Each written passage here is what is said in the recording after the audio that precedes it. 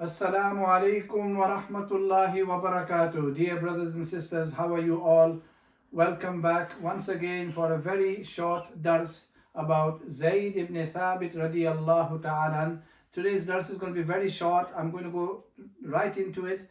I just want to recite to you verse number 95, Surah Nisa, and then you will understand why I have picked this verse. And my reference is Musnad Imam Ahmad rahmatullahi alayh, where I've got this hadith and I've learned this from a great scholar.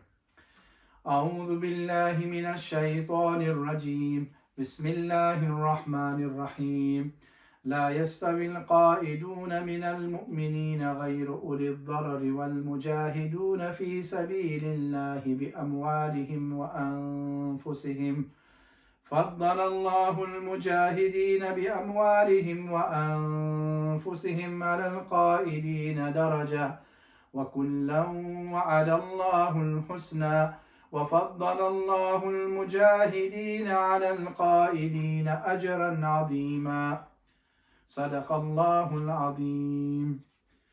So brothers, we are continuing the series of the lives of the Prophet ﷺ's companions. And today I just want to mention to you the story of Zaid ibn Thabit radiyallahu ta'ala. Hazrat Zaid was the number one person who used to write down the revelation down out of the 4, 5, 6 scribes which Rasulullah sallallahu had. The Kuttabul Wahyi, Zaid ibn Thabit radiyallahu ta'ala is number one. So why am I mentioning this verse number 95, Surah Nisa? We can find the hadith in Musnad Imam Ahmad where Zaid ibn Thabit mentions this story.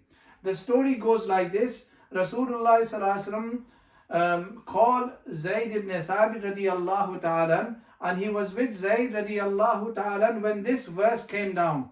لا يستوي القائدون من المؤمنين غير أولي الضرر. Actually, لا يستوي القائدون والمجاهدون في سبيل الله. So basically it means that those who stay behind from striving the path of Allah and those who are striving the path of Allah cannot be equal. So Zayd says that Rasulullah commanded him to write this down. As he had written this down, the blind companion Abdullah ibn Maktoum comes and he says, "O Rasulullah, I'm saying this in my own words, that we also want to get the reward and we do not want to be from those people who stay behind." So then Zaid ibn Thabit, he mentions that his thigh, Rasulullah's thigh was on his thigh. So they were sitting very close. Suddenly Rasulullah went quiet and it seemed that the heaviness of the thigh of Rasulullah because of the revelation coming down would actually make my thigh split. This is how heavy it was. Then Rasulullah mentioned this.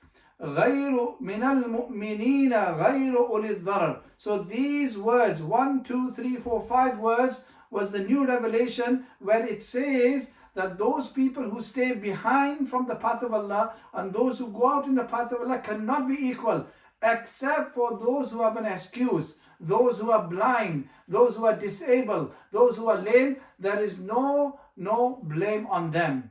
This is the story of this ayah. So now we recite this ayah like this. لا يستوي القائدون من المؤمنين غير أولي الضرر والمجاهدون في سبيل الله بأموالهم وأنفسهم till the end of the verse. So what we need to understand, especially in the month of Ramadan, we need to appreciate the Quran. إِنَّا نَحْنُ نَزَّلْنَا الذِّكْرَ وَإِنَّا لَهُ لَحَافِظُونَ. We have sent down the Quran and we will protect it. How was it protected? We've talked about that in many episodes, also in the masjid. But here I just want to show it to you that the revelation was compiled like this.